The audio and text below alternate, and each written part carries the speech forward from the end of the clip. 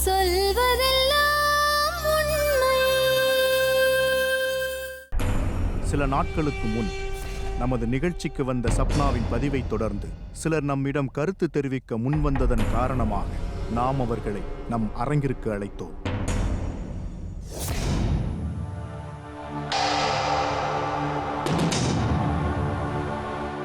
அஸ்ஸலாமு அலைக்கும். வலைக்கும் அஸ்ஸலாம் வரஹ்மத்துல்லாஹி வபரகாத்துஹு. உங்களை அறிமுகப்படுத்திக்கிறீங்களா?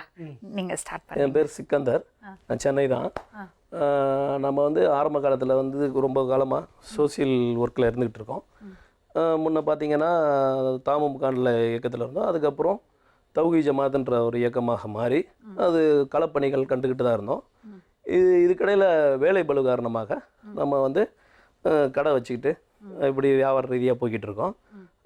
முன்ன பார்த்தீங்கன்னா நம்ம வந்து மக்களால் தேர்வு செய்யப்பட்டது தான் வைஸ் பிரசிடெண்ட் இன் சென்னை நான், அதாவது தமிழ்நாடு தௌஹீ ஜமாத்தில். ஆனால் அந்த ஜமாத் சார்பாக நான் வரல. நானாக அந்த ப்ரோக்ராம் பார்த்துட்டு உங்கள்கிட்ட கால் பண்ணிட்டு வந்திருக்கேன். Super super. நீங்கள்? நான் வந்து தாருல் இல்ம்னு சொல்லி மதர்சா வச்சுருக்கேன். சிறுவர்களுக்கான பள்ளிகள், அவங்களுக்கு இஸ்லாத்தை பற்றி உள்ள மார்க்க விஷயத்தை எடுத்து சொல்கிறேன். இதுதான் நம்மளுடைய. உங்கள் பேர்? என் பேர் இலியாஸ். நீங்கள்? என் பேர் ஃபரீத் அஸ்லம் சொல்லி கூப்பிடுவாங்க.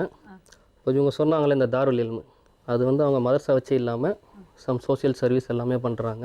நோயாளிகளை போய்ட்டு சந்திக்கிறது, ஹாஸ்பிட்டலில் போய்ட்டு பார்க்குறது, அவங்களுக்காக பிரார்த்தனை பண்ணுறது, மற்ற பிளட் டொனேஷனு, இது மாதிரி ஃப்ரீ கேம்பு போடுறது, இதை மாதிரிலாம் பண்ணுறாங்க. அதெல்லாம் அவங்க கூட சேர்ந்து பணியாற்றுறோம். அஸ்ஸலாமு அலைக்கும்னுடைய பொருள் உங்களுக்கு தெரியுமா இல்லைன்னு தெரியல. இதை ஷோ பார்க்குற எல்லா மக்களுக்கும் புரியணும். அதாவது நார்மலாக எல்லாரும் வைக்கக்கூடிய வணக்கம் மாதிரி கிடையாது. இது பார்த்தீங்கன்னா துவா, பிரார்த்தனை. உங்கள் மீது இறைவனுடைய சாந்தியும் சமாதானமும் உரித்தாகுன்ட்டு. ஆனால் எல்லாரும் நினச்சிக்கிறாங்க சலாம் நினச்சிக்கிறாங்க. ஆனால் உண்மையிலே அது அல்ல, பிரார்த்தனை தான். அது ரொம்ப நல்ல விஷயம் ஆச்சே. இன்னொரு விஷயம்னா அந்த சலாமை பொறுத்த வரைக்கும் எங்கே போனாலும் சொல்லலாம். யாரும் கல்யாண வீட்டில் போனாலும் சொல்லலாம், ஒரு துக்க வீட்டில் போனாலும் சொல்லலாம், எங்கே வேணாலும் சொல்லலாம். ஆனால் மற்றபடி இந்த குட் மார்னிங் அதெல்லாம் வந்து குறிப்பிட்ட இடத்துக்கு போனாலும் சொல்ல முடியும். ஆனால் இந்த சலாம்ன்றது வந்து எங்கே போனாலும் சொல்லலாம், தெரிஞ்சவங்களுக்கும் சொல்லலாம், தெரியாதவங்களுக்கும் சொல்லலாம். நீங்கள் சொல்லலாம் உண்மை பார்ப்பீங்களா? நான் வந்து வாய்ப்பு கிடைக்கும் போது, எனக்கு டைம் இருக்கும்போது நான் பார்க்குறது உண்டு. பார்க்கும்போது சில விஷயங்கள்லாம் கூட பொதுநலமாக நீங்கள் பேசக்கூடிய கருத்தை வந்து பார்த்துருக்குறோம். கணவன் மனைவி இடையே இருக்கக்கூடிய பிரச்சனைகளை வந்து களையிறதுக்கு ஓரளவுக்கு இந்த டீம் சொல்வதெல்லாம் உண்மை. டீம் வந்து பாடுபடுது. நீங்கள் அடிக்கடி சொல்லுவீங்க, நான் மட்டும் இல்லை இந்த டீம்னு சொல்லுவீங்க இல்லையா? அதனால் நான் டீம் சொன்னேன். அதே சமயத்தில் நீங்கள் வந்து பேசக்கூடிய விஷயங்களில் ஒரு சமயம் பேசுனீங்க. அதாவது என்ன சொன்னீங்கன்னா, இது நம்ம குரான் அப்புறம் நம்ம அல்லான்னு சொன்னீங்க. அது உண்மையிலே பார்த்தீங்கன்னா நம்ம குரான் தான். ஏன்னா அல்லாஹ் சுப்ஹானஹு வ தஆலா சொல்கிறான், இது உலக பொதுமறை, உலகத்தில் உள்ள எல்லா மக்களுக்குமே இது பொதுவான ஒன்று. அப்படின்ற போது இதுக்கு வந்து முஸ்லீம்ஸோ இந்துவோ கிறிஸ்துவனோ யாவனோ சொந்தக்காரன் இல்லை, எல்லா மக்களுமே இந்த மார்க்கத்துக்கு சொந்தமானவங்க தான். அது சொல்வதெல்லாம் உண்மை பற்றிய உங்கள் கருத்து, இந்த ப்ரோக்ராம் பற்றின உங்கள் கருத்து? உங்கள் ப்ரோக்ராம் அதான் நான் சொல்கிறேன் இல்லையா, பஞ்சாயத்து மாதிரி இல்லாமல் நடுநிலையாக பேசி களை எடுக்கிறீங்க இல்லையா, அதுவே நல்ல விஷயம் தானே. நன்றி நன்றி. நீங்கள் என்ன நினைக்கிறீங்க? இந்த ப்ரோக்ராமில் வந்து சில நன்மைகளும் இருக்குது, தீமையும் இருக்குது. நன்மையை மட்டும் எடுத்தோண்டாக்கா நன்மையான விஷயமாக தான் இருக்குது. அடுத்து பார்த்திங்கன்னா ஒருவரை வாழ வைத்தவர் அனைவரும் வாழ வைத்தது சமம். அதே போல் ஒருத்தரை சேர்த்து வச்சுக்கிட்டாக்கா அந்த குழந்தை எல்லோரும் நல்லாயிருக்கும். ஆனால் ஒருத்தர் பிரிஞ்சு இருந்துட்டாக்கா அவங்களுடைய குடும்பம் எல்லாமே வீணாக போயிடும். நீங்கள் முடிஞ்ச அளவுக்கு சேர்த்து வைக்கிறத மேக்ஸிமம் நீங்கள் ட்ரை பண்ணுங்கள். அது சேர்த்து வைக்காததுனால நிறைய லாஸும் இருக்குது, அதையும் தெரிஞ்சுக்கோங்க. சேர்த்து வைக்கிறது ரொம்ப நல்லது. அதில் வந்து ஏன்னாக்கா நன்மை ஏவி தீமையை தடுங்கன்னு இஸ்லாம் சொல்லுது. ஒன்று கையால் தடுங்க, இல்லை வாயால் தடுங்க, இல்லை மனசார வெறுங்க அப்படின்னு சொல்லி. நீங்கள் பார்க்கறதுல சேர்த்து வைக்கிறது ஜாஸ்தி இருக்கா, பிரித்து விடுறது ஜாஸ்தி இருக்கா? இல்லை, சேர்த்து வைக்கிறது தான் நிறையா வந்துருக்குது. பிரித்து வைக்கிறது ஒன்றும் சரியாக வரல. ஆக்சுவலாக இந்த ப்ரோக்ராமுக்கு நான் வந்து எப்படி வந்தேன்னா, வாட்ஸ்அப்பில் இந்த சின்ன வீடியோ வந்துச்சு. கடைசி அந்த பெண்மணி ரொம்ப பாதிக்கப்பட்டது அவங்களுடைய பேச்சிலே தெரியுது. லாஸ்ட்டாக கையெடுத்து கும்பிட்டு ஹாஜியார்கள் எல்லாம் வந்து ஒன்று திரண்டு இந்த சட்டத்தை வந்து மாற்றுங்க அப்படின்னு சொல்கிறாங்க. அந்த பெண்மணி பாதிக்கப்பட்டாங்க கண்டிப்பாக தெரியுது. அந்த பெண்மணி பாதிக்கப்பட்டதுக்கு காரணமான கணவர் அல்லது அதை சார்ந்த குடும்பம் அப்படி உண்மையிலே அப்படி இருந்துச்சுன்னா கண்டிப்பாக அவங்க தண்டிக்கப்படணும். இது வந்து உலக நடைமுறையிலும் சரி, எங்கள் மார்க்கத்தின் அடிப்படையிலும் சரி ஒருபோதும் அனுமதிக்க முடியாது. ஒரு பெண் வந்து அழுகிறத வந்து எங்கள் மார்க்கம் ஒருபோதும் அனுமதிக்கவே இல்லை. எந்த அளவுக்கு சொல்லுதுன்னா, ஒரு கவலை உணவை வந்து உன்னுடைய மனைவிக்கு நீ ஊட்டி விடுவது உனக்கு தர்மமாகும். அப்படின்னு சொல்லிட்டு இஸ்லாம் சொல்லுது. அப்போ இப்படிப்பட்ட ஒரு மார்க்கத்தில் இப்படிப்பட்ட ஒரு நிலைப்பாடில் ஒரு மனுஷன் இல்லாமல் தன்னுடைய கட்டின மனைவியை தன்னை நம்பி வந்தவளை ஒருத்தன் அடிக்கிறான்னா அவன் மிகப்பெரிய ஒரு அரக்கனாக தான் இருப்பான். சரிங்களா? அதே சமயத்தில் இதில் வந்து அந்த பெண்மணி கணவன் நாங்கள் உட்பட சோசியல் சர்வீஸில் உட்பட பொதுவாக இப்போ உள்ள தமிழ்நாட்டில் உள்ள நிலவரத்தை பார்த்தா ஒரு 25 வருஷம் 30 வருஷத்துக்கு முன்னாடி ஒரு மிகப்பெரிய ஒரு இருண்ட காலத்தில் தான் நாங்கள் இருந்தோம் அப்படின்னு தான் சொல்ல முடியும். இந்த அளவுக்கு கொஞ்சம் மக்கள் வந்து இஸ்லாமிய மக்கள் வந்து விழிப்புணர்வு ஆன பிறகும் இன்னும் சில கிராமங்களையும் சில நகரங்களையும் வந்து இந்த குர்காமையும் சேர்ந்த மார்க்கம் போய்ட்டு முழுசாக சேரலை அப்படின்னும் பொழுது அவங்கள மட்டும் குறை சொல்ல முடியாது, எங்களையும் நாங்கள் குறை சொல்லிக்க தான் முடியும். நாங்கள் போய்ட்டு சொல்லாத ஒரு காரணமாக இருக்கலாம். அங்கே நான் சொல்லிக்கிட்டு வரோம், அங்கேயும் போய்ட்டு சொல்கிறோம். அதே சமயத்தில் அவங்களும் வந்து இது சம்மந்தமாக கொஞ்சம் படிச்சிருக்கலாம்.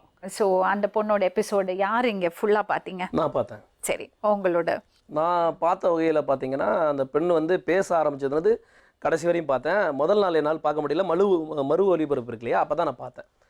பார்த்தீங்கன்னா உள்ளத்தை கலங்கடித்தார்கள்.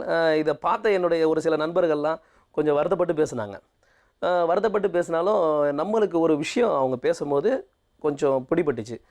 இஸ்லாத்தை பற்றிய மார்க்க அறிவு அந்த பொண்ணுக்கும் இல்லை, அவங்க கணவருக்கு இல்லாமல் இருக்கிறதுனால தான் இந்த பிரச்சனைக்கு காரணம். அதே மாதிரி சொல்யூஷன் தேடும்போது ஒரு ஜமாத்து வந்து போயிருக்காங்க. இப்போது அந்த பெண்மணி வந்து ஒரு விஷயத்தை சொல்கிறாங்க. அதில் என்ன சொல்கிறாங்கன்னா முத்தலாக் முறையை சொல்கிறாங்க. 3 தலாக்குங்கிறது 3 தலாக்குங்கிறது இஸ்லாத்தில் வந்து ஒரே நாளில் ஒரே டைமில் சொல்லணுமா பார்த்தா இல்லை. ஒரு மனிதன் ஒரு முறை தலாக் சொன்னாலும் அது ஒரு தடவை தான். தலாக்குன்னு 3 தாட்டி சொன்னாலும் ஒரு தலாக்கு தான். 30 முறை சொன்னாலும் 3000 தடவை சொன்னாலும் அது ஒரு தலாக்காக தான் கணக்கில் வரும். அவன் பார்த்தீங்கன்னா இஸ்லாத்தை மீறிய ஒரு செயலை செய்கிறான். என்னன்னா ஒளிஞ்சிக்கிட்டு அந்த பொண்ணை வேவு பார்க்குறது இருக்க. நபிகளாம் ஸல்லல்லாஹு அலைஹி வஸல்லம் சொல்கிறாங்க, யாராவது ஒளிஞ்சிக்கிட்டு எட்டி பார்த்தாங்கன்னா அவனுடைய ஃப்ரீனஸ் போயிடுது இல்லையா, ஃப்ரீடம், அவன் கண்ணையை குத்திரு அப்படிங்கிறாங்க. ஏன்னா அந்த அளவுக்கு வந்து ஒரு மோசமான செயலை செய்யக்கூடியவன். பொதுவாக பார்த்தா இவன் வந்து எங்களை மாதிரி ஒரு நார்மலான ஆளாக இருப்பானான்னு கூட எனக்கு டவுட்டாக இருக்குது அந்த பொண்ணு பேசுனதை பார்த்தா. ஏன்னா அவ்வளோ சித்திரவதை, அழுதுட்டோம். என்னடா இப்படிலாம் கொடுமைப்படுத்துவாங்களா அப்படின்ட்டு அதை சொல்ல முடியல இல்லையா இந்த சபையில். அந்த மாதிரி வந்து அந்த பெண்ணுக்கு வந்து ரொம்ப கொடுமைகள் இழைக்கப்பட்டிருக்கு. ஆனால் இது வந்து பெண்களை வந்து கொடுமைப்படுத்துறது முஸ்லீம்ஸ் ஆண்கள் மட்டும்தான், முஸ்லீம் பொண்ணை தான் செய்கிறான்னு பார்த்தா வீட்டுக்கு வீடு வாசப்படி தான். அதாவது இந்து மதமாக இருக்கட்டும், கிறிஸ்துவ மதமாக இருக்கட்டும், அங்கேயும் சண்டைகள் சச்சரவுகள், கணவன் மனைவி அடிக்கத்தான் செய்கிறான், பிரச்சனைகள் வரத்தான் செய்யுது, இந்த ஷோவுக்கு வரத்தான் செய்கிறாங்க. இருந்தாலும் இதில் ஒரு சில விஷயங்கள் வந்து அவங்களோட விழிப்புணர்ச்சி இல்லையே, இதே விழிப்புணர்வோடு தான் எல்லா மக்களும் இருப்பாங்களோ அப்படின்ற உந்துதல் தான் இந்த ஷோ. சூப்பர். இப்போ நீங்கள் முத்தலாக் பற்றி சொன்னார் இல்லையா, அது கொஞ்சம் விளக்கமாக சொல்கிறீங்களா? முத்தலாக்குண்டாக்கா ஒவ்வொரு தலாக்குக்கும் குறிப்பிட்ட டைமிங் இருக்குது. ஏண்டாக்கா 3 மாத விடை முடிஞ்சவனப்போ தான் ஒரு தலாக். அதுக்கு ஏன் கொடுத்துருக்காங்கன்னா அந்த புருஷனும் மனைவிக்கும் கணவருக்கும் ஒருவேளை அந்த முதல்ல வந்து இஸ்லாத்தில் வந்து ஒரு தலாக்கு கொடுத்த உடனேயே அவங்க வீட்டுக்கு அனுப்பிச்சிடக்கூடாது. முதல்ல அவங்க வீட்டுக்கு அனுப்பிச்சிடக்கூடாது, இவங்க பெண் வீட்டுக்கு அனுப்பக்கூடாது, இவங்களோட தான் இருக்கணும். இவங்க வந்து இஸ்லாத்தை வந்து குரானை படிக்காததுனால சில பேர் செய்கிற தவறுனால அவங்க இந்த மாதிரி எடுத்துக்கிறாங்க. முதல்ல வந்து ஒரு தலாக்குன்னா உடனே வீட்டுக்கு அனுப்பிடணும். இஸ்லாம் வந்து அப்படி சொல்லலை. வந்து ஒரு பெண்ணை தலாக் பண்ணாங்க, வீட்டில் ஒதுக்கி வைக்கணும்.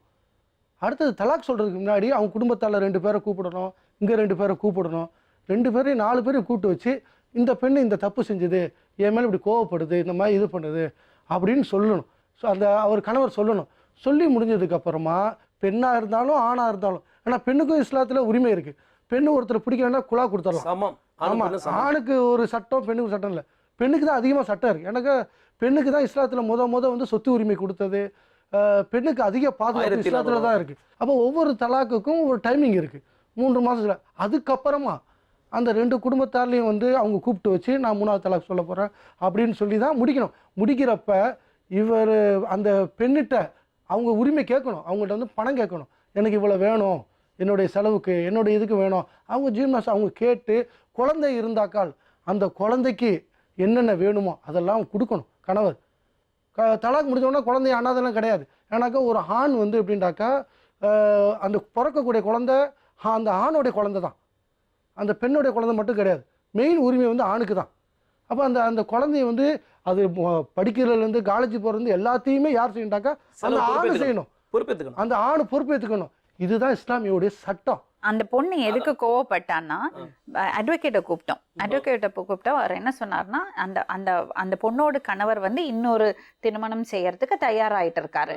அப்போ நான் கேட்டேன், சாதாரணமாக இங்கே பெண்கள் வரும்போது இன்னொரு திருமணம் செய்யும்போது கம்ப்ளைண்ட் பண்ணால் நாங்கள் கேட்போம். அட்வொகேட் சொல்லுவார், இல்லை ஒரு திருமணம் ஆன ஒரு ஆண் வந்து இன்னொரு திருமணம் செய்யக்கூடாது, அதனால நம்ம போலீஸ் கம்ப்ளைண்ட் கொடுக்கலாம்னு சொல்லுவார். ஆனால் இந்த கேஸில் அவர் என்ன சொன்னார்னா, நம்ம சொல்ல முடியாது, ஏன்னா 4 திருமணம் வரைக்கும் அவங்க பண்ணலாம், நம்ம அதை தடுக்க முடியாதுன்னு அவர் சொன்னப்போ இந்த பொண்ணு அதுக்கு தான் ரியாக்ட் பண்ணா. அது எப்படிங்க 4 திருமணம் பண்ணலான்னு சொன்னாங்கன்னா அப்போ என்னோட கதி என்னன்னு அவ கோவப்பட்டா. இல்லை, அது வந்து அந்த பெண்ணுடைய அறியாமை மட்டுமல்ல, தமிழகத்தில் இருக்கிற எல்லா இஸ்லாமியர்களுடைய அறியாமை தான். பொதுவாக ஒரு திருமணமானது ஒருத்தன் பண்ணுறான், அந்த திருமண பெண்ணோட வாழ்ந்துக்கிட்டு இருக்கானா, இன்னொரு திருமணம் செய்வதற்கு அல்லாஹ் என்ன சொல்கிறான், ஏன்னா எங்களுக்கு வந்து காடு என்ன சொல்லியிருக்கான்னு பார்த்துட்டு தான் நம்ம செய்யணும். அதாவது நீ இன்னொரு பொண்ணுக்கிட்ட நீ திருமணம் செய்கிறதா இருந்தால் நீதமாக நடந்து கொள். அதாவது இந்த பெண்ணை நான் புதுசாக ஒரு பொண்ணை திருமணம் பண்ண போகிறேன்னா, பழைய என்னுடைய மனைவிக்கு என்ன புடவை வாங்கி கொடுக்குறனோ, என்ன விலையில் வாங்கி கொடுக்குறனோ, அதே மாதிரி இவங்களுக்கு பிடிச்சிருந்தா அந்த டிசைன் வேணால் மாற்றிக்கலாம். அதே மாதிரி இவளுக்கு என்ன வீடு வாங்கி கொடுக்கணும், அதே மாதிரி வீடு எல்லாமே சமமாக இருக்கணும் அப்படிங்கிற மாதிரி சொல்லும் பொழுது, இன்னொரு திருமணங்கிறது ரொம்பவும் முடியாத ஒரு விஷயம்.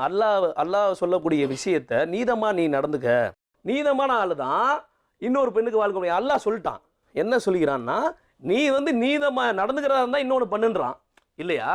அப்போது இவன் அநியாயக்காரனாச்சே, இந்த பொண்ணுக்கே நீதமாக நடக்கலையே, அவன் எப்படி இன்னொரு திருமணம் செய்ய முடியும்? நீங்கள் வந்து ஒருத்தர் நல்லவரா கெட்டவரான்னு தெரிஞ்சுக்கணுண்டாக்கா அவருடைய மனைவிட்ட போய் கேளுங்க. சூப்பர்.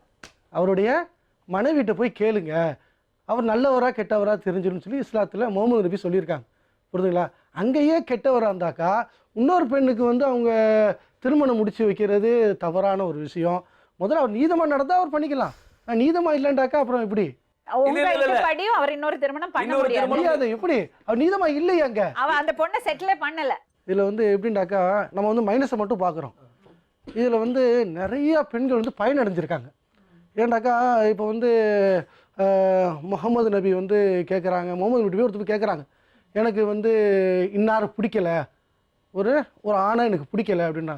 அப்போ முகமது நபி கேட்குறாங்க, ஏன் உனக்கு பிடிக்கல அப்படின்னு. அப்போ அவங்க சொல்கிறாங்க, அவருடைய ஹைட்டு அவருடைய கலரு எனக்கு பிடிக்கல. சொன்னதுக்கப்புறமா அவங்க என்ன சொல்கிறாங்க, உனக்கு உண்மையாகவே பிடிக்கலையா? அப்போ நீ எவ்வளோ வந்து அவர்கிட்ட வந்து மகர் வாங்கின? இஸ்லாத்தில் வந்து வரதட்சணை வந்து பெண்ணு கொடுக்கக்கூடாது, ஆணு தான் கொடுக்கணும். ஆனால் இந்த பெண்ணு வந்து மாற்றி கொடுத்துருன்னு எனக்கு தெரியாது, பார்த்தா ஆணு தான் கொடுக்கணும். அப்போ முகமது நபி சொல்கிறாங்க, நீ என்ன வாங்கியிருக்கேன்னா, ஒரு தோட்டம் வாங்கியிருக்கேன், அந்த தோட்டத்தை திரும்பி கொடுத்துருங்க அப்படின்னு சொல்றாங்க. பெண் இடத்துல சொல்றாங்க மனசு ஒத்து போலன்னா விட்டுரு சொல்றாங்க. ஆனா இது இஸ்லாத்துல வந்து எப்படின்னாக்கா, உனக்கு பிடிக்கலையா வேற உனக்கு வந்து உன் குடும்பத்தார சொல்லணும். ஏன்னாக்கா ஒருத்தனுக்கு ஒருத்திங்கிறது வந்து இப்படிதான் நான் இறப்பு வரலும் வாழ்வேன், கட்டாயமா வாழணும் சொல்லிட்டு மண்ணெண்ணெய் ஸ்டவ் வெடிக்க வைக்கிறது, கேஸ் சிலிண்டர் வெடிக்க வைக்கிறது. his point is என்னன்னா, இப்போ வந்து டிவோர்ஸ் வாங்குறது வந்து ரொம்ப டிஃபிகல்ட்டான ப்ராசஸ். அதனால என்ன ஆகுதுன்னா, பல கப்பல்ஸ் வந்து they are forced to stay together. அவங்களுக்கு மனப்பொருத்தம் இல்லைன்னா கூட எப்படியோ அதை கஷ்டப்பட்டு உள்ளே இருக்காங்க. அது மட்டும் இல்லாமல் சட்ட ரீதியாக அந்த விவாகரத்து வாங்கி வெளியே வரத்துக்குள்ள போதும்னு ஆயிடுது. அதனால என்ன ஆகுது, திருமண வாழ்க்கைக்குள்ளே இருந்துட்டே தப்பு பண்ணுறாங்க. அதுதான் அவங்க பாயிண்ட். திருமண வாழ்க்கைக்குள்ளே இருந்துட்டு சட்டத்துக்காகவும் சமுதாயத்துக்காகவும் ஒரு திருமண வாழ்க்கைக்குள்ளே இருந்துட்டு பல தொடர்புகள் வச்சுக்கிறது தப்பா இல்ல?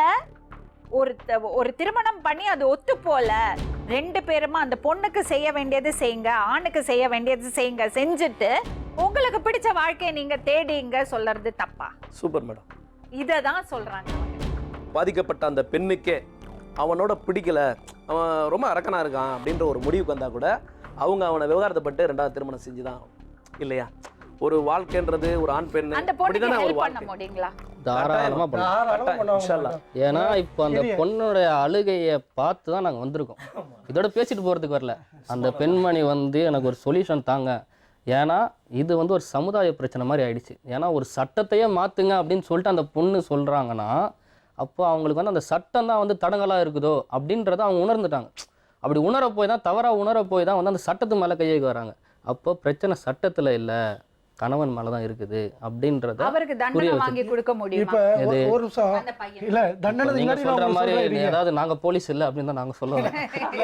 அவர் ரொம்ப டிப்ளமேட்டிக்கா பேசிட்டாரு. இல்ல என்ன சொல்லுங்க இல்ல ஒரு நிமிஷம் போராடி தண்டனை எந்த அளவுக்கு முடியுமோ அந்த குற்றவாளியை அளவுக்கு விடக்கூடாது பண்ணித்தரோம். மேடம். இல்ல இஸ்லாம் சொல்லுது ஒரு நிமிஷம் நாங்க வந்து இன்னைக்கு இந்தியா அனுமதிச்ச அந்த சட்டத்துக்கு உட்பட்டு தான் நாங்க அவனை போய் தண்டிக்கிறதுக்கு போராடியாவது அவனுக்கு என்ன வாங்கணுமோ அந்த பொண்ணு பாதிக்கப்பட்ட லெவலுக்கு அந்த பொண்ணு வந்து குறையா ஒரு லெட்டரோ ஆனா உடனே கம்ப்ளைண்ட் மேடம் நீங்க ஒரு விஷயத்த இந்த இடத்துல யாருமே பதிவு செய்யல, நான் பதிவு செய்யறேன். அவன் பக்கம் என்ன நியாயம் இருக்குன்னு கேட்போம் கண்டிப்பா. நாங்க வந்து கண்டிப்பா. எப்பவுமே ஆனா அவங்க ஆப்போசிட் phone சைட call- கூப்பிடுவோம். அவர் கண்டிப்பா. வரல ம். அவர் வரல ஃபோன் பண்ணா கெட்ட வார்த்தையில திட்டினாரு நம்ம ரிப்போர்ட்டர்ஸ். வாயில சொல்லக்கூடாத அவரே வார்த்தைகளை பேசினாரா? திட்டினாரு. அவரே பேசினாரா? அவரே பேசினாரு. இல்ல ஒரு அவரோட பிரதரும் பேசினாரு. போனே கட் பண்ணிட்டான் இங்க வரும்போது. அதுக்கு அது மட்டும் இல்லாம ஷோல இருந்து நம்ம கூப்பிட்டோம். அப்போ அவர் வரல. நாங்க சொன்னோம் உங்க கருத்துக்களை சொல்லுங்க, நீங்க வந்து உங்க தரப்ப சொல்லுங்க. ஏன்னா நம்ம ஒருத்தரை மட்டும் உட்கார வைக்க கூடாது. நம்ம மேக்ஸிமம் ட்ரை பண்ணோம். எங்களுடைய சமுதாயம் வந்து இப்போதான் வளருது. ஏன்னா நாங்கள் வந்து சுதந்திரத்துக்கு வெள்ளைக்காரன்ட்ட இது இருக்கிறப்ப நாங்கள் இங்கிலீஷ் படிக்க மாட்டோம் அப்படின்னு நாங்கள் வந்து ஒரு இதாக இருந்ததுனால இங்கிலீஷ் ஹராம்னு சொல்லிட்டு ஒதுக்கி- ஹராம்னு சொல்லி நாங்கள் ஒதுக்கிட்டாங்க. இப்போ தான் நாங்கள் என்ன பண்ணோம், அது தப்பு அப்படின்னு சொல்லி எங்கள் பிள்ளைகளை படிக்க வச்சுருக்கோம். படிக்க வச்சுட்டு வர்றப்ப தான் சில பிரச்சனைகள்லாம் வருது. ஆனால் வந்து இஸ்லாம்ங்கிறது ஒரு மதம் கிடையாது, இது ஒரு மார்க்கம். இந்த மார்க்கத்தை தெரிஞ்சுக்கிறது பள்ளிவாசலில் இது ஏற்படுத்தணும். ஒவ்வொரு பள்ளிவாசல்களையும் பெண்களுக்குன்னு தனியாக வந்து ஒரு பள்ளிவாசல் உருவாக்கணும். எங்கே ஒரு ஆண் பள்ளிவாசல் இருக்கோ பக்கத்தில் ஒரு பெண் பள்ளிவாசல் உருவாக்கணும். அது உருவாக்காதனால தான் இவ்வளோ பிரச்சனைகள். அவ உருவாக்கிட்டுன்னு வச்சுக்கலாம், இப்போ அந்த பெண்ணிங்க வந்திருக்க மாட்டாங்க, அந்த பள்ளிவாசல் போய் ஸ்ட்ரைட்டாக நின்றுப்பாங்க. ஏன்னா அவங்க அவ்வளோ போல்ட்டாக போய் நிற்க அவங்க முடியும். உரிமை அவங்களுக்கு உரிமை தெரிஞ்சிருக்கும். தெரிஞ்சிருக்கும், அவங்களுக்கு தெரிஞ்சிருக்கும். அவங்க அவங்க போல்ட்டா பலவீனமா நினைச்சிட்டாங்க. ஆ. இவங்க என்ன சொல்ல வராங்கன்னா இஸ்லாம்ல வந்து பெண்களுக்கு நிறைய வந்து மரியாதை கொடுக்கறது உண்டு. அதை தெரிஞ்சுக்காததுனால தான், அந்த விழிப்புணர்ச்சி இல்லாததுனால தான் அந்த பொண்ணை வந்து தன்னை பலகீனமாவும் இந்த சட்டம் வந்து அவளுக்கு ஒரு ஒரு பாதுகாப்பு கொடுக்காத மாதிரியும் நினைச்சிட்டான்னு அவங்க சொல்றாங்க. பெண்களை வந்து நான் சொல்லல, ஓ- அவங்க சொல்றாங்க. அதான் என்னன்னா அவ அந்த மார்க்கத்தை சரியா புரிஞ்சுக்கிட்டு இருந்தாங்கன்னா அதுல இருக்கிறது நல்லதை அவ உணர்ந்திருப்பா. அது எதுக்காக வச்சிருக்காங்கன்னு அவங்க உணர்ந்திருப்பா. அது மட்டும் இல்லாம அவ கணவர் வந்து இவ்வளோ அநியாயம் பண்ணறது அந்த மார்க்கம் வந்து ஒத்துக்காது, அதுக்கு ஒத்துழைப்பு கொடுக்காது. அது மாதிரி அவர் இன்னொரு திருமணம் பண்ணறதுக்கு அவருக்கு அனுமதி கிடையாது. இவங்க இஸ்லாமிய மார்க்கத்துல அதுக்கு அனுமதி கிடையாதுன்னு அவளுக்கு தெரிஞ்சிருக்கும். அவ தெரிஞ்சிருந்தா இன்னும் பலத்தோட அவ அதை ஃபைட் பண்ணியிருப்பான்னு தான் அவங்க திருமணத்தை சொல்ல பொறுத்த வராங்க. வரைக்கும் எந்த அளவுக்கு அது அலோட் பண்ணுதுன்னா, இப்போ ஒருத்தருக்கான ஒரு மனைவி முடிச்சிருக்காரு அப்படின்னும் பொழுது அந்த பெண்மணி வந்து நாளடைவில் வந்து நோய் வாய்ப்படுறாங்க, எதுவுமே முடியலை அப்படின்ற பட்சத்தில் அவங்களே அனுமதி கொடுக்குறாங்க. இதுக்கப்புறம் உங்களுக்கு ஆசாபாசங்கள் இருக்கும், நீங்கள் இன்னொரு திருமணம் முடிச்சுக்கலாம். இல்லை இன்னொரு மனைவி முடிக்கும் பொழுது சப்போஸ் குழந்தை பெறக்கூடிய வாய்ப்பு இல்லை அப்படின்னும் பொழுது அந்த பெண்மணிக்கே தெரியுது, இல்லை நீங்கள் முடிச்சுக்கலாம். கணவனும் மனைவனும் ரெண்டு பேரும் சேர்ந்து என்ன பண்ணுறாங்க, சமரச உடன்படிக்கையில் வராங்க அடுத்த திருமணம் முடிக்கும் பொழுது. இப்படி முடிக்கும் பொழுது என்னன்னா, இந்த ஆல்ரெடி இருக்கிற மனைவிக்கும் சேஃப்டி, இப்போ முடிக்க போகிற மனைவிக்கும் சேஃப்டி. இப்போ எப்படி பார்த்துட்டு இருந்தாரோ அதே லெவலில் தான் பார்த்துட்டு இருப்பார். இப்போது இந்த அளவுக்கு உரிமையை கொடுக்கும் பொழுது இஸ்லாம் என்னது இந்த விஷயம் வந்து தனித்து நிற்குது.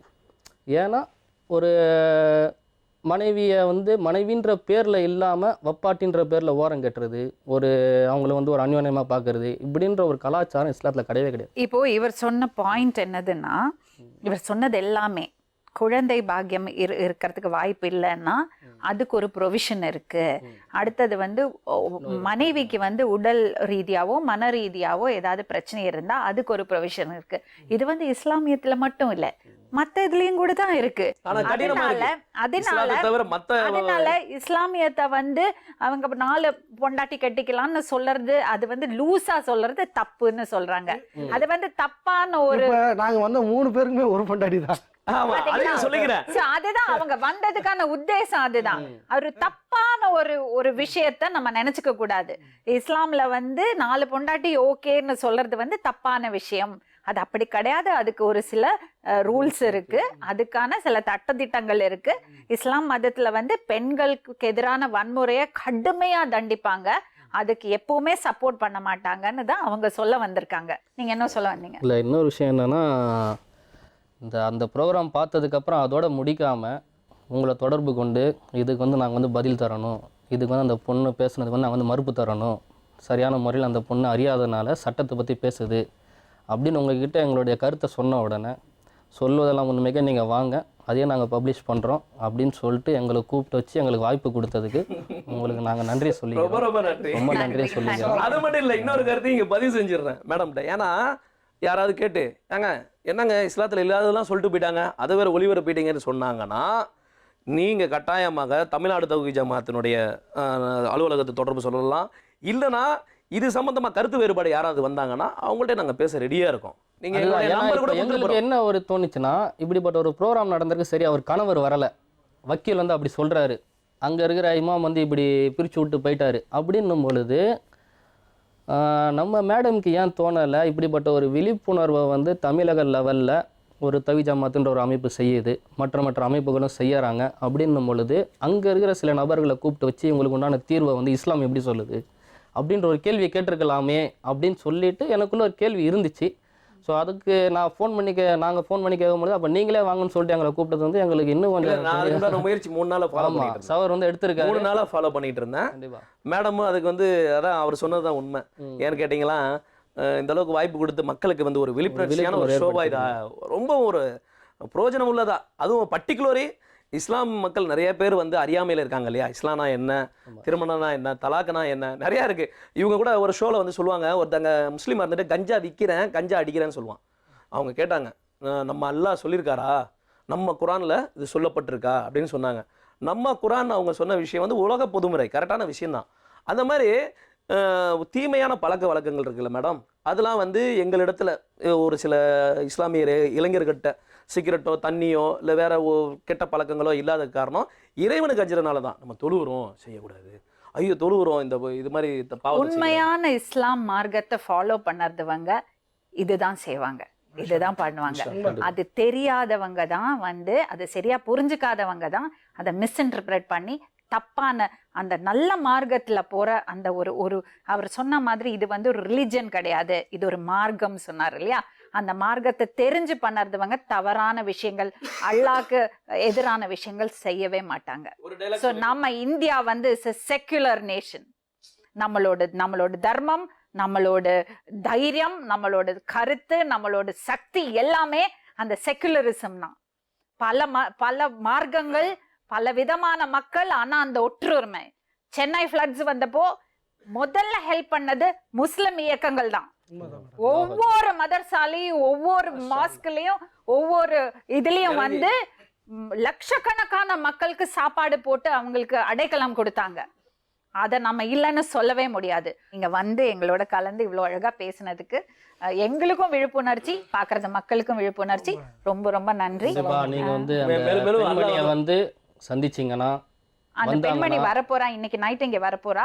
இன்ஷா அல்லாஹ் நீங்க அந்த பொண்ணுக்கு ஒரு நல்ல வாழ்க்கை அமைச்சு கொடுக்கணும்னு நீங்க உங்களுக்கு அப்படி இருந்துச்சுன்னா கோரிக்கை இங்க நிச்சயமா நாங்க உங்ககிட்ட ஒப்படைக்கிறோம். நீங்க உங்க ஜமாத் மூலமா இல்ல உங்களோட இது மூலமா அந்த பொண்ணுக்கு ஒரு நல்ல வாழ்க்கை அமைச்சு கொடுக்கணும்.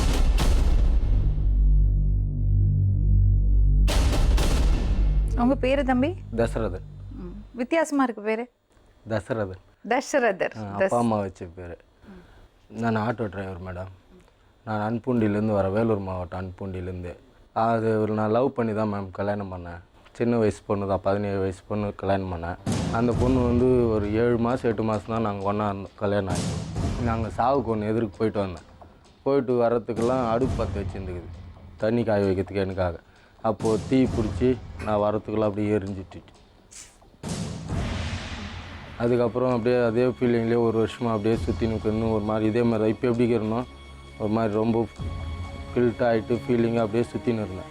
சுற்றின்னு இருக்கும்போது அவங்க அக்கா பொண்ணு, அதை நான் கட்டிக்கினேன், அவங்க பெரியம்மா பொண்ணு, கல்யாணம் ஆகாத அந்த பொண்ணு வேறு யாரு கூட தப்பு பண்ணி பழகிட்டு ஒரு மாதிரி அவங்கள யாரும் கல்யாணம் பண்ணிக்காத அளவுக்கு இருந்தாங்க.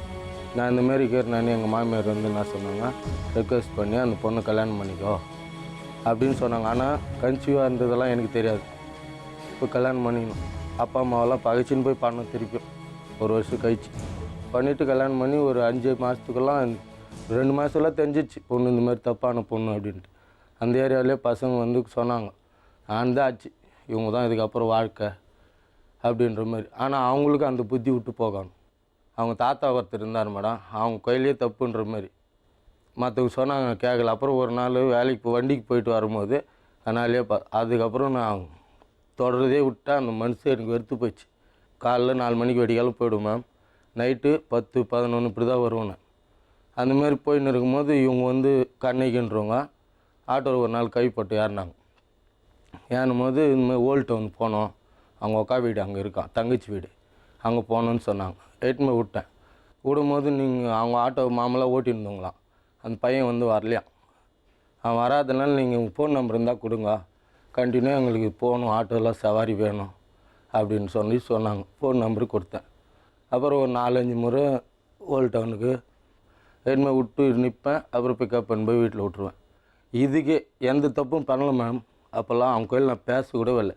இதுக்கே இந்த விஷயம் இவளுக்கு தெரிஞ்சுட்டு இங்கேருந்து ஒரு 10 பேர் கூட்டின்னு போயிட்டு அவங்க வீட்டாண்ட அசிங்கமாக பேசி அவங்க வீட்டுக்காரர் இருக்கும்போது ஒரு மாதிரி தேவையில்லாத என் புருஷன் தான் கிடச்சானா அந்த மாதிரிலாம் ஒரு மாதிரி கேவலப்படுத்தி அங்கேருந்து பிடிச்சி முடி பிடிச்சி இஸ்த்து இவங்கள ஒரு மாதிரி டார்ச்சர் பண்ணோன்னா அவங்க வீட்டுக்காரர் வந்து அப்புறம் உங்கள் கோயில் வாழறதோட வேஸ்ட்டு அப்படின்ற மாதிரி போயிட்டு இருக்கு.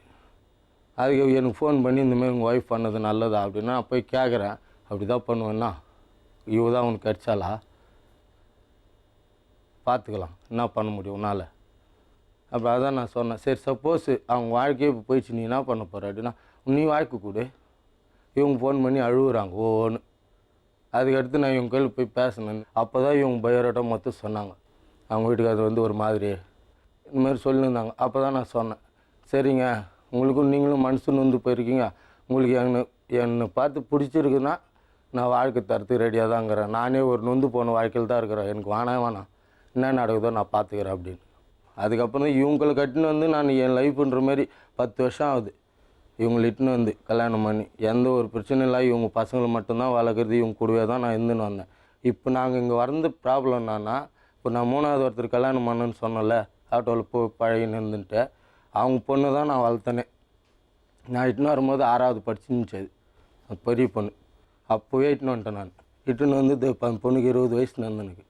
அதுக்கு குழந்தையும் இருக்குது. கல்யாணம் பண்ணிட்டீங்களா அந்த பொண்ணுக்கு? ஆமாம். புருஷனுங்க அதுக்கு வந்து 3 கல்யாணம் கணக்கு மேம். அவங்க பொண்ணுக்கு அது வந்து 6வது படிக்கும் போதே அவனே ஒருத்தனை லவ் பண்ணி நினச்சான். நான் கல்யாணம் பண்ணிட்டுன்னு வந்தேன்ல, இட்டுன்னு இந்த 1 வருஷம் தான் வச்சுன்னு இருந்தேன் மேம். வச்சுன்னு இருந்தேன்னு இந்த பொண்ணு அவங்க கூட போயிட்டு லவ் பண்ணுறேன் கொள்றேன்ட்டு ஓடி போய் நின்று அவனை தான் கட்டுவேன் இல்லைன்னா செத்துருவேன் அப்படின்னு மரான் ஊற்றி உக்காந்து ஓடி போய் பாத்ரூமில் உக்காந்து நாங்கள் எங்கேயோ போயிட்டு இருந்தேன். அங்கேருந்து வரும்போது ஃபோன் பண்ணி சொல்லி அது அவசரமாக ஓடியாந்து என்ன ஏதுன்னு கேட்டதுக்கு இல்லைப்பா அவன் எல்லாம் செத்துருவேன், 3 நாளாக சாப்பிடல ஒன்றும் இல்லை அப்படியே உக்காந்துச்சு. அதுக்கப்புறம் அவனுக்கு கல்யாணம் பண்ணிக்கிறேன்னு 2 பேர் ஓடி போய் எங்கேயோ கல்யாணம் பண்ணி வந்தாங்க. 3 மாதமும் நான் தான் இருந்தாங்க மேம். அவங்க வீட்டில் சேர்த்துக்கல அவனை, இந்த பொண்ணை சேர்த்துக்கல. அவங்க அப்பா அம்மா போயிட்டாங்க, வீட்டை விட்டுட்டு நீங்கள் இந்துங்க அப்படின்னு போயிட்டாங்க.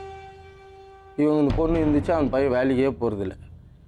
இது நின்று பார்த்துட்டு ஓடியாந்துச்சு, என்னை எப்படின்னா பிரித்து விட்ருங்க, எனக்கு வேணாம்.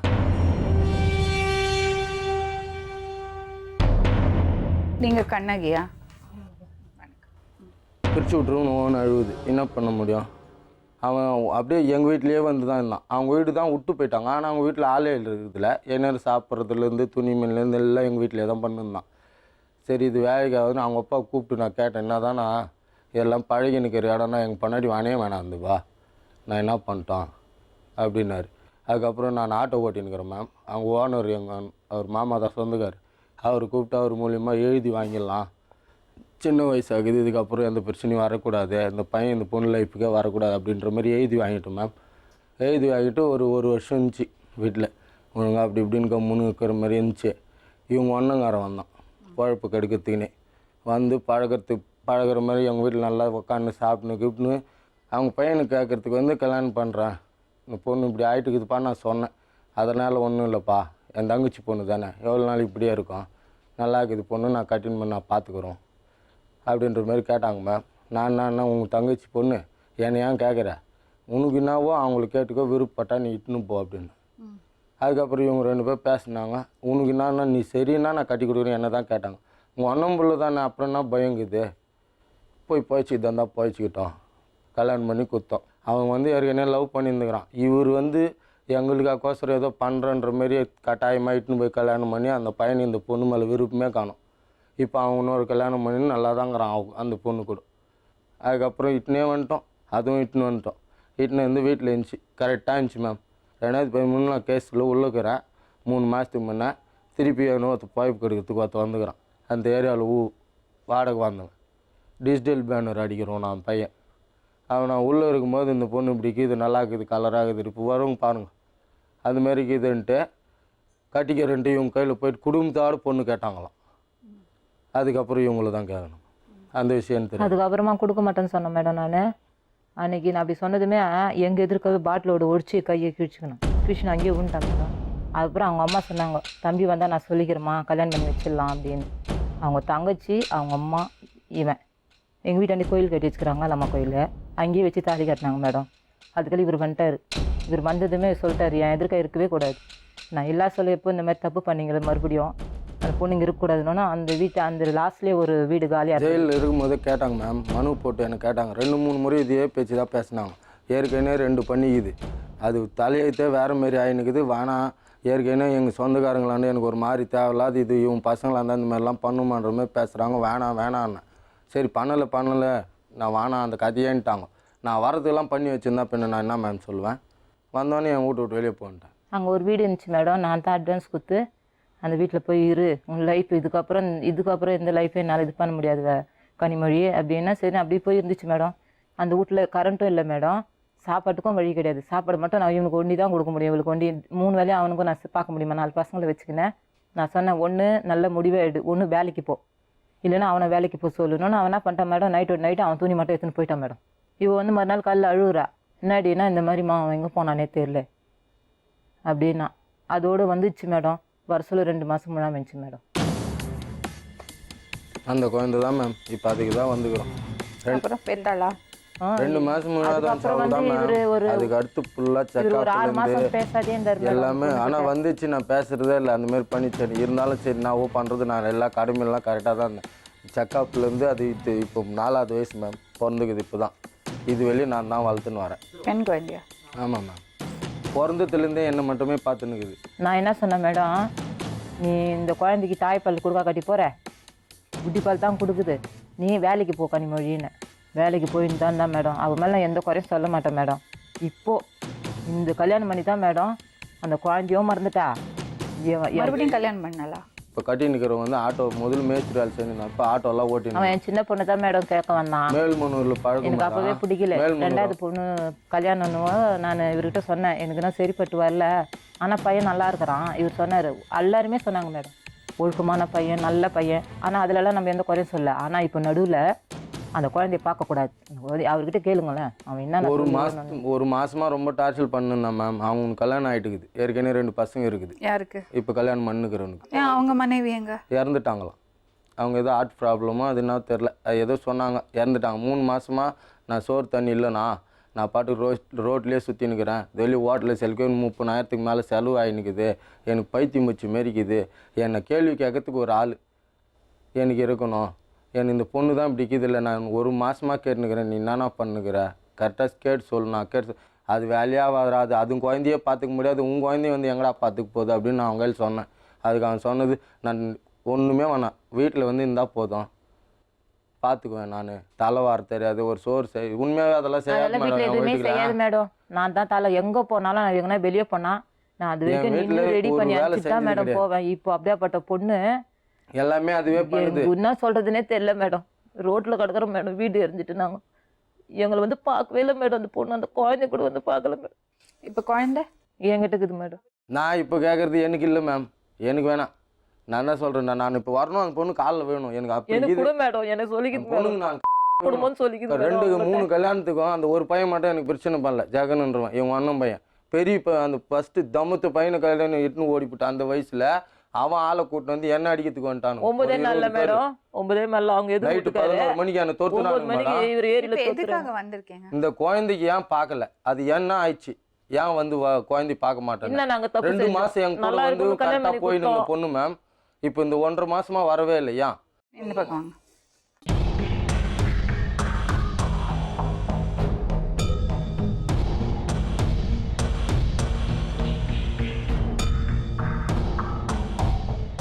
உங்க பேரு? டிகாராமன். கனிமொழி. என்னம்மா பிரச்சனை? எங்க 2 பேரும் வாழ விட மாட்டேங்கிறாங்க. என்ன பண்ணாங்க? எங்கள் 2 பேருக்குள்ள எதனா சண்டை விடுறாங்க, அவங்க துட்டு கேட்டு பிரச்சனை பண்ணுறாங்க. என் மூலியமாக துட்டு கேட்குறாங்க. என்ன துட்டு கேட்குறாங்க? கல்யாணம் பண்ணி 2வது நாளே 2.5 லட்ச ரூபாய் வாங்கி கொடுனாங்க. வாங்கி கொடுத்தேன். 2வது நாளா?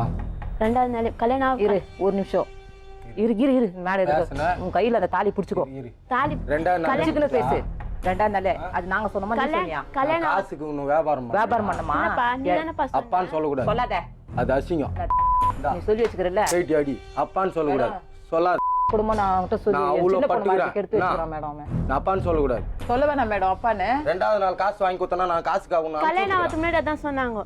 கல்யாணத்துக்கு முன்னாடி எப்படி சொல்லுவாங்க? கல்யாணம் வேணான்னு சொன்னதுக்கு இவ்வளோ சித்திராதம், இவ்வளோ அனுபவிச்சிட்டேன். எனக்கு கல்யாணம் வேணாம் சொல்லி அவனை கல்யாணம் பண்ணு போ, நம்ம குடும்பம் செட்டில் ஆகணும்னா எனக்காக நீ போ கல்யாணம் பண்ணி அப்படியெல்லாம் இல்ல மேடம் சொன்னாங்க. நாங்க சொல்றது குழந்தைக்காக. வேணாம் கனிமொழி. இல்லம்மா நீ போய் சொல்ற. நீ போய் சொல்ற. இல்ல நான் ஏமா போய் சொல்றேன்? நீங்க கொஞ்சம் வெளியே வெயிட் பண்ணுங்களேன், நான் உங்கள்ட்ட பேசிட்டோம். பாப்பலாம். கொஞ்ச நேரம் வெளியே வெயிட் பண்ணுங்க, பேசுமா, நான் பேசிட்டேன். நீதி பேசுமா, பேசு. நீ பேசு. பெத்தவ நீதி நானே. நான் பார்க்கறேன். பெத்தவங்க எதுவுமே சொல்லலையே. பெத்தவங்க பண்ண மாட்டேன், நீ அது பண்ணிக்கிறேன். எவ்வளவு பாவம் பண்ணிக்கிற நீ பேசு. பேசா பண்ணிக்கிறேன் நான் ஒண்ணு பேசு. திருட்டு பையனால தான் நீ இவ்வளவு தூரம் என்ன பண்ணி நிக்கிற நீ. பேசு. அவனை விட மாட்டான் நான், நீ பேசு. என்னம்மா பிரச்சனை? கல்யாணம் ஆன புதுசுல இப்படிதான் சொன்னாங்க. இவங்க 2 யாருக்கும் ஒரு வாய்ப்பு இறந்துட்டாங்க. எப்படி இருந்தாங்கப்பா? Blood cancer madam. 2 பசங்க இருக்குது. ஆம்பளை பசங்க? இல்லை, ஒரு பொட்டை பொண்ணு, ஒரு ஆம்பளை பையன். என்ன வயசு இருக்கு? 1வது படிக்குது பாப்பா. சின்ன பையன் 3 வயசு ஆகுது. உங்ககிட்ட தான் இருக்காரா? நான் கம்பெனிக்கு போயிட்டு வந்தேன், இது மாதிரி விஷயம் சொன்னாங்க. எனக்கு வேணாமா கல்யாணம் யாரும் கொண்டு கேட்டு வந்துக்கிறேன், நான் கம்பெனிக்கு போய் பாப்பாவை பார்த்துக்கிறேன்னு.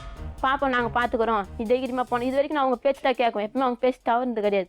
அவங்க பேசிக்கிட்டு இருந்தா கம்பெனிலேருந்து வந்தேன், உடனே மலையனூர் கிட்ட போனாங்க, தாலி எடுத்தாங்க, போயிட்டு வந்து கல்யாணம் பண்ணாங்க. இவங்க எனக்கு கல்யாணம் பண்ணும்போது பார்த்தாங்களே மேடம். இவங்க அன்னைக்கு கல்யாணத்துக்கு 8 போது இவங்களே என்னை பார்த்தது. பார்த்தாங்க, கொஞ்ச நேரம் தாலி கட்டிட்டுனா ஒரு 10 நிமிஷம் என்னை கூட்டிட்டு போய் தனியாக பேசினாங்க. யாரோ வண்டியில் என்ன பேசணுன்னு சொல்லி சொன்னாங்க. நம்ம குடும்ப கஷ்டமாகுது, அவங்க வசதியாக இருக்கிறாங்க, நீ போ, அப்பாவுக்காக நீ போ. அவங்க போனால் அவன் எதனா ஹெல்ப் பண்ணும். அவன் சொன்னான் எனக்கு, நான் அவன் தாலி மட்டும் கட்டிக்கிறேன், நான் மிச்சம் நான் பார்த்துக்கிறேன், இவர் சொன்னாரான்.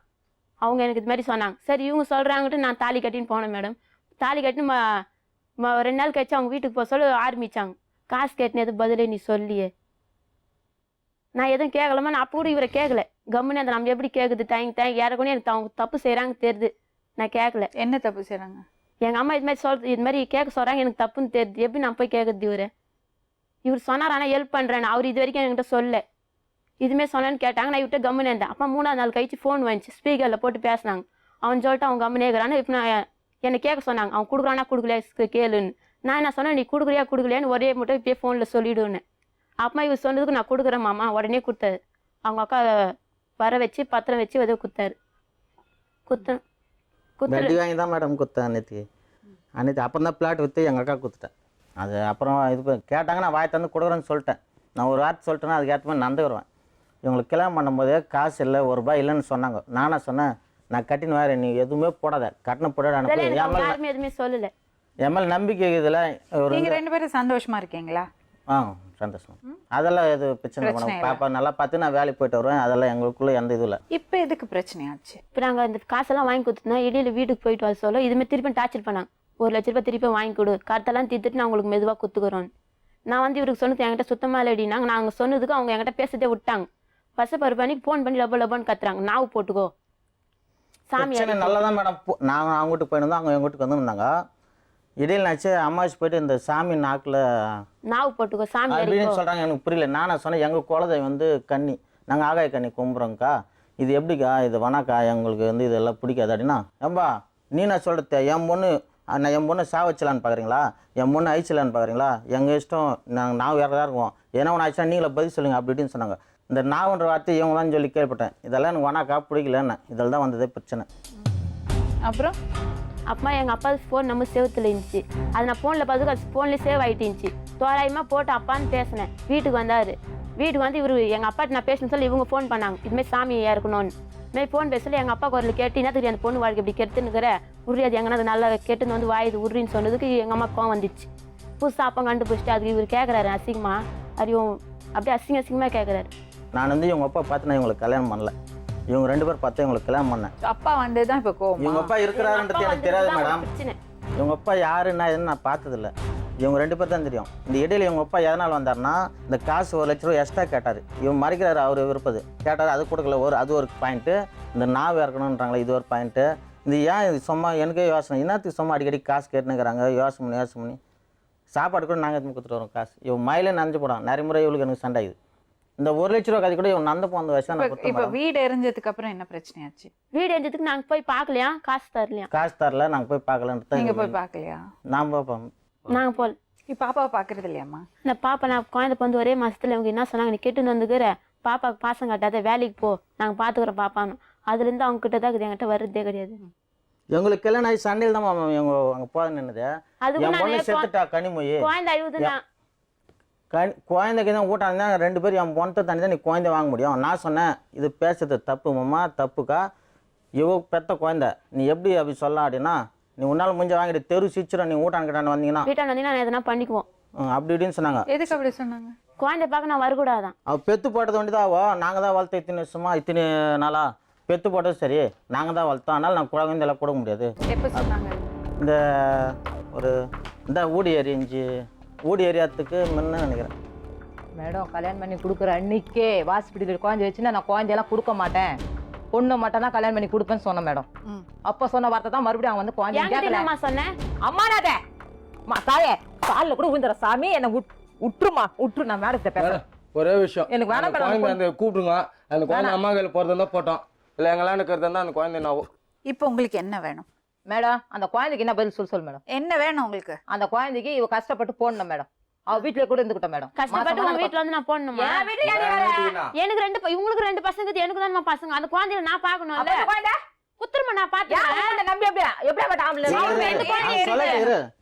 இருங்க, இப்ப என்ன வேணும் உங்களுக்கு? நான் கல்யாணம் பண்ண சொல்லி குழந்தை கொடுக்க மாட்டேன்னு சொன்ன மேடம். எங்களால எல்லாத்தையும் பாத்துக்க முடியாது. நான் 20 வருஷமா வாழ்க்கை அப்படியே நன்றி கட்டுமா பேசுது. சரி அப்படின்னு சொல்ல அந்த குழந்தை பணியில பத்து வந்து பாத்தியா? முஞ்சாங்க வளர்த்து என்ன என்கிட்ட குத்துரு சொல்லுங்க மேடம். நான் பாத்து வளர்க்க முடியாதா? முடிஞ்சாவா? நீங்க தான் பண்ணுகிறீங்க குழந்தை. அது எப்படி நாங்க நான் என்ன பண்ணிடுவேன்? நான் குழந்தை 4 வருஷமா ஹலோ எக்ஸ்கியூஸ் மீ, ஒரு நிமிஷம். அவ கோட் சட்டப்படி அவ குழந்தை கட்ட நீங்க கொடுத்துதான் ஆகணும். சட்டப்படி குழந்தைல விட முடியாது. சட்டப்படி அவங்க அப்பா வந்து கேட்கட்டும். அவங்க அப்பா ஒன்னும் டைவர்ஸ் வாங்காதுக்கிறான். அப்பா வந்து கேட்கலாம் வேண்டாம். அவங்க குழந்தை தாய் தான் கேட்கணும். வரட்டும். சரி குழந்தை பார்க்கணும். குழந்தை நாங்களே வளர்த்துக்கிறோம். அவங்க லைஃப் அவங்கள வாழ்ந்துக்க சொல்லுங்க. நான் செத்தால சாவுக்கு வரக்கூடாது மேடம். அவ்வளவுதான். உனக்கு குழந்தை வேணுமாமா? சட்டப்படி நடவடிக்கை எடு. அது எடு. சரி நீங்க நாங்களும் சட்டப்படி நடவடிக்கை நாங்க கூட்டிட்டு போங்க. குழந்தை வேணும் இந்த குத்துறான், நீ பண்ற அந்த குழந்தை பொட்ட பொண்ணு நான் கொடுக்க மாட்டேன். ஏம்மா நான் உங்க கையில வாழ முடியாது. நீ போ. மச்சிஞ்சு விட்டு வைக்கலாம். போய் இது பண்ணு. கையில போய் இவங்களுக்கு பண்றதுக்காக கண்ணகி ஒரு நிமிஷம், நீங்களே வாங்க. இவங்களுக்காக என் உயிர் எடுத்துனுக்குறா. அது கூட்டின்னு போறோன்னா அனுப்பி விடான். அனுப்ப மாட்டேன். பொட்ட பொண்ணு அனுப்ப மாட்டேன். அனுப்ப மாட்டேன். சொன்னேன்ல நீ சொன்னா அது அவ்வளவு தில்லா பேசி போய் வளர்த்துக்கு அனுப்ப மாட்டேன். இல்லைன்னா மேம் நான் என்னன்றேன், அந்த குழந்தை அது எப்பவுமே பார்க்க வேணாம் மேம். நான் வளர்த்துக்கிறேன் மேடம். நான் கேரண்டி தரேன். எழுதி போய் கூப்பிடலாம். அவனை வச்சு இவங்களை வளர்த்த மேம்.